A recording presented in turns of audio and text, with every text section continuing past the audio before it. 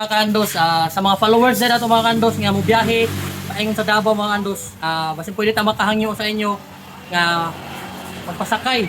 Natin pasakay mga kandos. Gikan din sila og Batangas mga kandos karon uli sila og Davao. Baktas ra sila mga kandos. Dali lang anak ng mga gamit.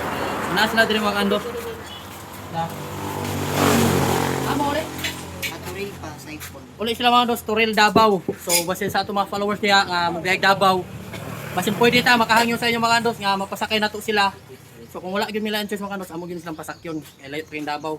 O kasi na mo ikwan. Gikan mo Batangas, di ba? So gikan sila Batangas mga kandos. So karon mamuli na sila og Davao. Nagbaktas na mo sa Batangas. Layo kay lang gibaktas sa mga kandos. Nakita nang sila nila bay init kayo niya, ay bata. Nila mga gamit oh. So layo pa kayo ang Davao mga kandos, ug baktaso nila. Yang init kay panahon ay bata. Kunya mga kandos, pasalamat po ko kay ma'am ug kay sir mga kandos nga nag-donate og 500 pesos dugang allowance nila para sa mga kandos. So salamat kay sila mga kandos, naghatag sila 500. So dugang na to nilang allowance pauli.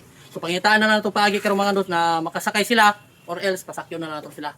So maro to mga kandos, comment lang mo mga kandos or PM lang mo basin nay kasing-kasing diha magpasakay silang sakyanan. Maro to mga kandos, kandos